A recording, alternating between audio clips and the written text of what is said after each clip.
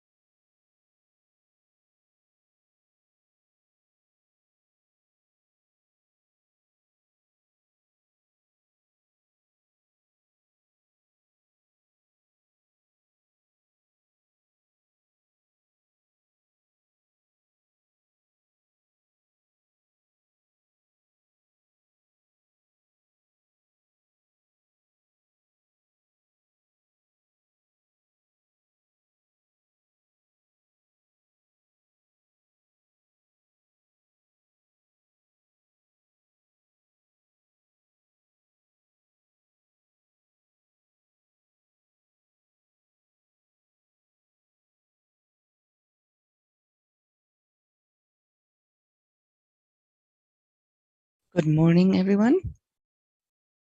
With this act, we now proceed to the notification of judgment of Dial versus and other versus Trinidad and Tobago, as established in Articles 69 of the American Convention on Human Rights and Article 67 of the Rules of Procedure of the Court.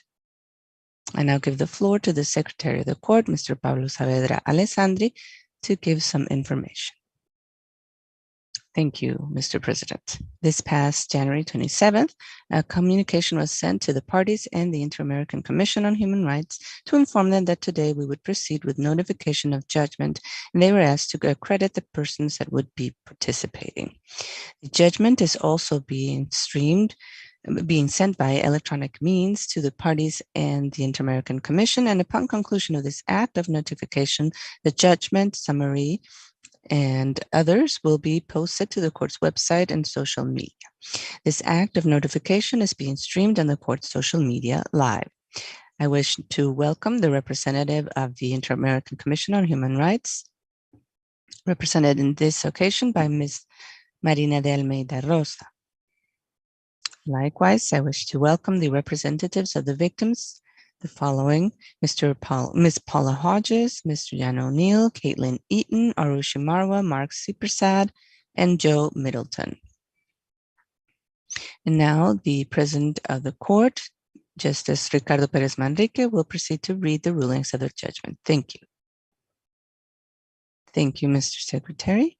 I will now proceed to serve notice of the judgment of the case Dial and Other versus Trinidad and Tobago, issued by the court on November 21st, 2022. The Inter-American Court on Human Rights, in its judgment, declared the international responsibility of the state of Trinidad and Tobago for violation of the right to life as a result of the automatic imposition of the death penalty, violation of the right to personal liberty owing to the violation of the right to be informed of the reasons for the detention, violation of procedural guarantees due to anomalies during the criminal proceedings, and violation of the right to personal integrity owing to prison conditions that were incompatible with the standards established by the American Convention, to the detriment of Mr. Kelvin Dial and Andrew Doughton, as well as violation of Mr. Dial's right to protection of the family. The Inter-American Court on Human Rights has unanimously declared: 1. That the state is responsible for the violation of Article 4.2 of the American Convention on Human Rights in relation to Articles 1, and 2 of the same instrument, to the detriment of Mr. Kelvin Dial and Mr. Andrew Doughton in the terms of the paragraphs 44 to 50 of this judgment. 2. The state is responsible for the violation of Article 7.4 of the American Convention on Human Rights in relation to Article 1.1 of the same instrument, to the detriment of Mr. Kelvin Dial and Andrew Doughton, in the terms of paragraphs 51 to 53 of this judgment. 3. That the state is responsible for the violation of Articles 8.2c and 8.2d of the American Convention on Human Rights in relation to Article 1.1 of said instrument, to the detriment of Mr. Kelvin Dial and Mr. Andrew Doughton, in the terms of paragraphs 54 to 57 of this judgment. 4.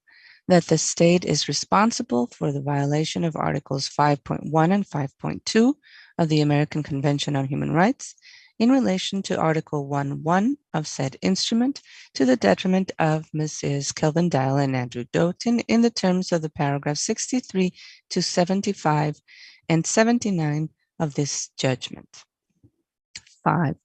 That the state is responsible for violation of Article 17 of the American Convention on Human Rights in relation to Article 1.1 of said instrument, to the detriment of Mr. Kelvin Dial in the terms of paragraphs 76 to 79 of this judgment. Likewise, the court has unanimously decided that this judgment constitutes in itself a form of reparation. 7, the state shall establish a mechanism to review the prison sentence imposed on Mr. Dial and Mr. Dalton in the terms of paragraphs 87 to 88 of this judgment. 8, the state shall proceed with the publication stated in paragraph 89 of this judgment. 9, the state shall pay the sums established in paragraph 104 of this judgment for the concept of non-pecuniary damages in the terms of paragraphs 109 to 114 of this judgment. 10, the state shall, within a year counted starting with the date of notification of this judgment, shall send to the court a report on the measures taken to comply with it. 11, the court will monitor full compliance with this judgment in exercise of its authority and in fulfillment of its duties under the American Convention on Human Rights, and will consider this case closed when the state has complied fully with its provisions. I now give the floor to the Secretary of the Court. Thank you, Mr. President. I certify that this judgment in the case of Dial and other versus Trinidad and Tobago has been notified. Thank you. Thank you, Mr. Secretary. I thank you all for your presence, the representative of the Inter-American Commission and the representatives of the victims. And with that, I conclude this act of notification. Have a good day and thank you very much.